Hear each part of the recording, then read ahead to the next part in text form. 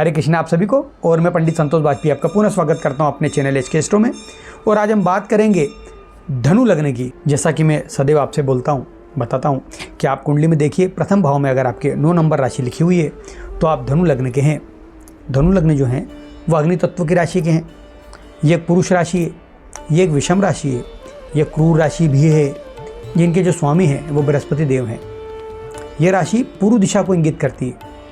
ये एक द्विस्वभाव राशि भी है जो जातक को ज्ञान, आध्यात्मिकता और विस्तार की प्रवृत्ति प्रदान करती है। बृहस्पति देव के प्रभाव के कारण धनु लग्न के जो जातक होंगे उनका व्यक्तित्व प्रभावशाली होता है। उनका व्यक्तित्व प्रभावशाली और सुडौल होता है।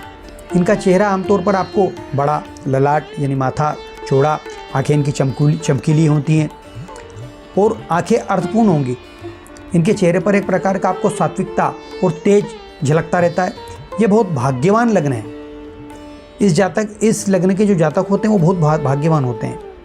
इन जातकों का जो कद रहेगा वो अक्सर मध्यम से थोड़ा सा लंबा, शरीर की बनावट सुगठित होती है, लेकिन उम्र बढ़ने के साथ साथ इनके जो शरीर का निचला हिस्सा होता है, विशेषकर जांघें और कूल्हे, उनमें भारीपन आने की प्रवृत्ति होती है।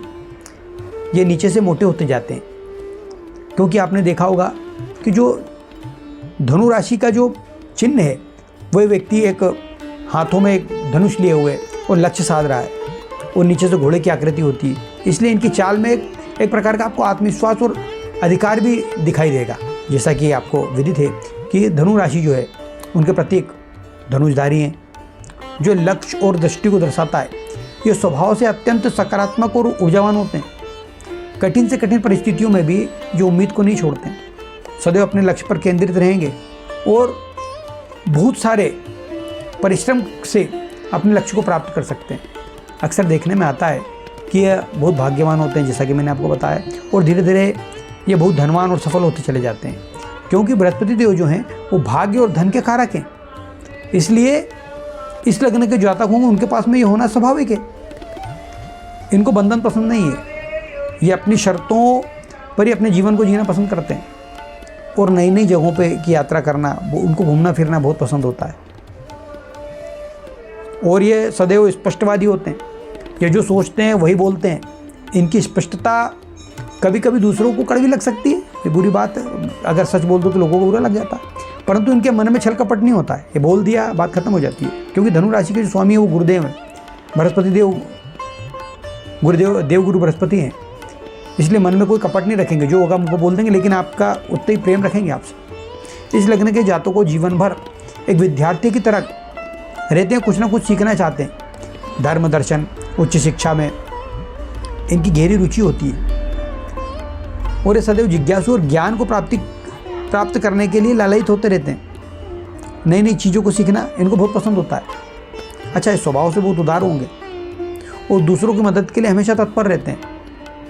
ये मर्यादाओं का पालन करने वाले हैं, न्यायप्रिय और बहुत सहज होते हैं, क्योंकि इनके लग्न के स्वामी बृहस्पति देव हैं।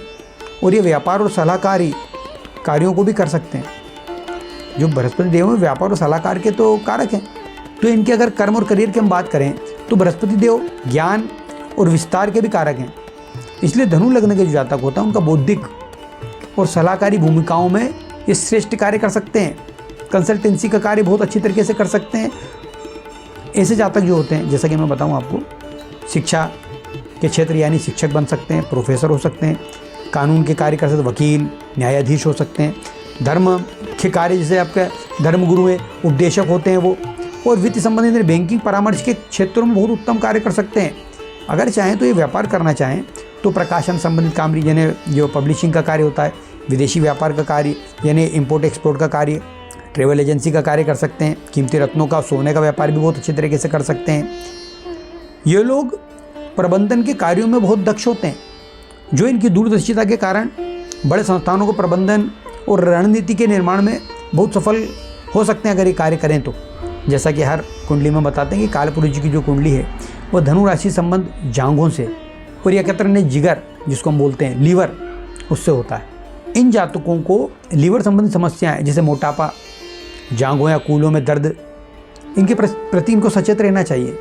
चूँकि देवगुरु बृहस्पति हैं वो मीठे के कारक हैं, तो इनको मीठा बहुत पसंद होता है और इनकी जो मीठा और वसायुक्त भोजन करने की जो प्रवृत्ति होती है, इसके कारण से पाचन संबंधित विकार इनके हो जाते हैं। इनको हम ये सलाह देते हैं कि इनको नियमित रूप से पैदल चलना ही चाहिए, संतुलित आहार करना चाहिए। अगर ये करें तो इनके लिए बहुत अच्छे इसका परिणाम इनको मिल सकते हैं। अत्यधिक मानसिक कार्य इसके कारण इनके नसों में खिंचाव की समस्या भी हो सकती है, तो थोड़ा सा रिलैक्स होकर के कार्य को करें।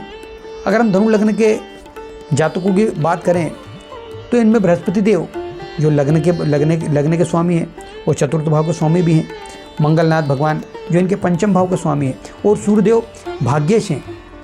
ये तीनों इनके लिए परम मित्र और अत्यंत लाभकारी साबित होते हैं। इनके लिए अगर हम अशुभ ग्रह की बात करें तो शुक्रदेव और बुधदेव जो इस लग्न के लिए शत्रुवत या मारक प्रभाव दे सकते हैं। शनि महाराज का प्रभाव मध्यम रहता है, समझ ज़्यादा मगजमारी में नहीं पड़ते हैं, क्योंकि वो द्वितीय भाव के स्वामी और तृतीय भाव के स्वामी हैं और देवगुरु बृहस्पति हैं। इनके लिए भाग्यशाली जो रंग रहेगा वो पीला, केसरिया रंग, हल्का लाल जो इन्हें धारण करना चाहिए। जिससे इनको बहुत किसी कार्य के लेकर जा रहे हैं तो इन तीनों रंगों को वस्त्र अगर आप धारण करते हैं तो उस कार्य में सफलता मिल सकती है। इनके लिए भाग्यशाली जो रत्न होगा, जैसा कि आपको मालूम आपका देवगुरु बृहस्पति का पुखराज ये धारण कर सकते हैं, जिससे इनके भाग्य, ज्ञान और सुख समृद्धि में वृद्धि होती है। इस लग्न में सूर्य जो भाग्य भाव के स्वामी हैं, बृहस्पति देव जो चतुर्थेश और लग्नेश हैं, इन दोनों की अगर युति हो लग्न में या केंद्र में हो तो बहुत अच्छा राजयोग बन सकता है। ऐसे अनेक प्रकार के योग हैं जिसके विषय में हम और पुनः बात करेंगे। आज के लिए बस इतना ही। आपसे पुनः भेंट होगी अन्य किसी विषय में। आप सभी को हरे कृष्ण।